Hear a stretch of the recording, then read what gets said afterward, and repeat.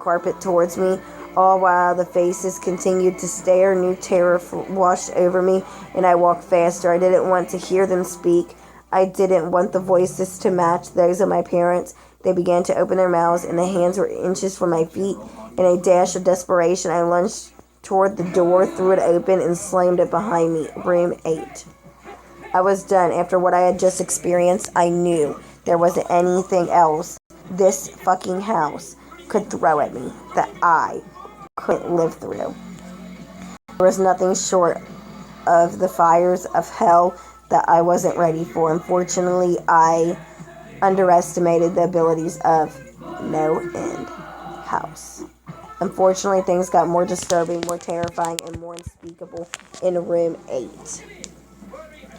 I still have trouble believing what I saw in room 8. Again, the room was a carbon copy of room 3 and 6. Just sitting in the usually empty chair was a man. After a few seconds of disbelief, my mind finally accepted the fact that the man sitting in the chair was me. Not someone who looked like me. It was David Williams. I walked closer. I had to get a better look, even though I was sure that he looked up at me and I noticed tears in his eyes. Please don't do it. Please don't hurt me. What? I asked. Who are you? I'm not going to hurt you. Yes, you are. He was sobbing now. You're going to hurt me, and I don't want you to.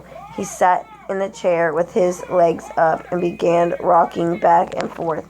It was actually pretty pathetic looking, especially since he was me, identical in every way. Listen, who are you?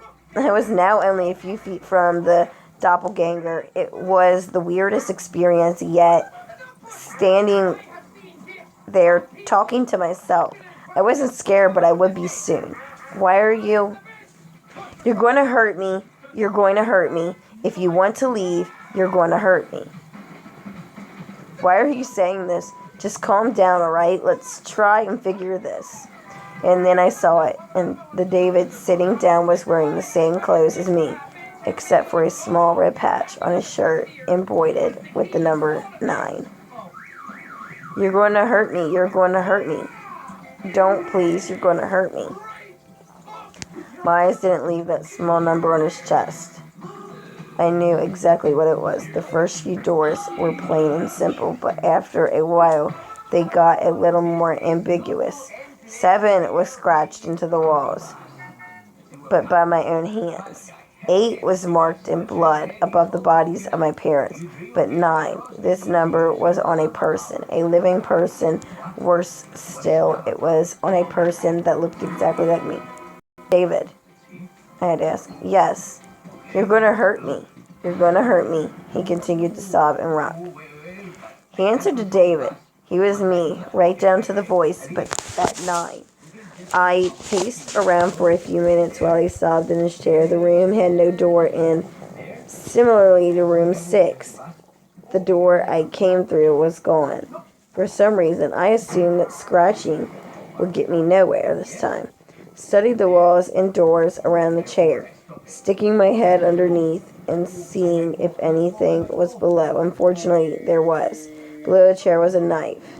Attached was a tag that read, to David, from management. The feeling in my stomach as I read that tag was something sinister. I wanted to throw up. The last thing I wanted to do was remove that knife from under that chair. The other David was still sobbing uncontrollably. My mind was spinning into an attic of unanswerable questions. Who put this here, and how did they get my name? Not to mention the fact that as I knelt on the cold wood floor, I also sat in that chair sobbing in protest of being hurt by myself. It was all too much to process. The house and the management have been playing with me this whole time. My thoughts for some reason turned to Peter and whether or not he got this far. If he did, if he met a Peter Terry sobbing on this very chair, rocking back and forth, I shook those thoughts out of my head. They didn't matter. I took the knife from under the chair and immediately the other David went quiet. David, he said in my voice, what do you think you're going to do?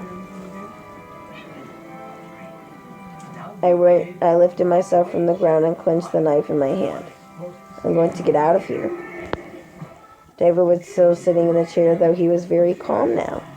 He looked at me with a slight grin. I couldn't tell if he was going to laugh or strangle me.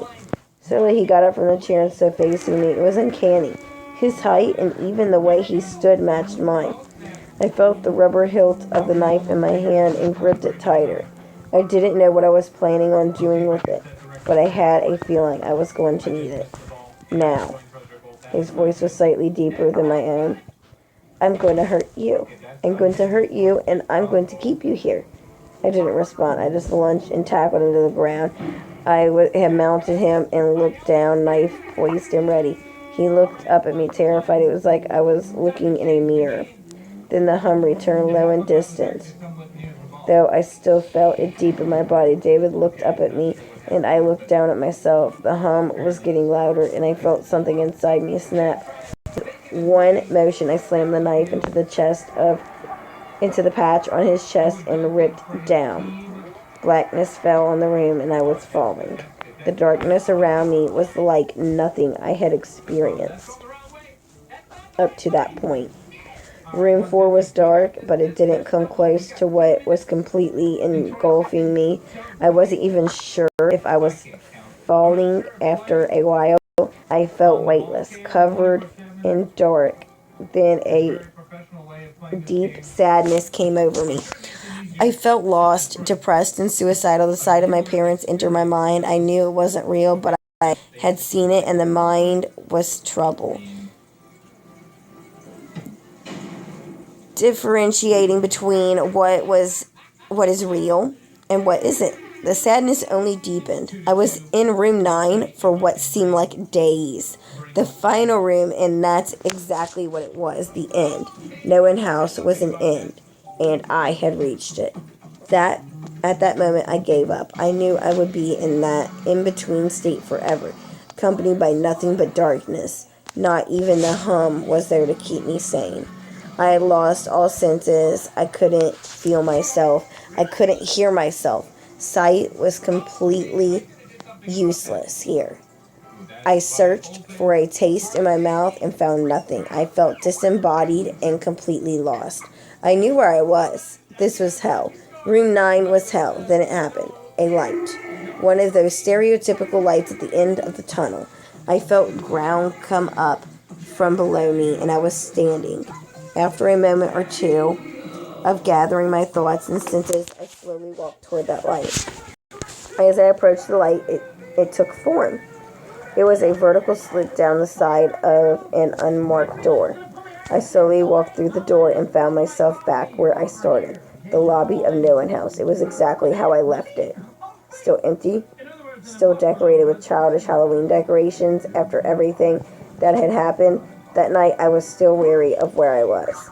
After a few moments of normalcy, I looked around the place, trying to find anything different. On the desk was a plain white envelope with my name handwritten on it. Immensely curious, yet still cautious, I mustered up the courage to open the envelope. Inside was a letter, again, handwritten. Dear David Williams, congratulations.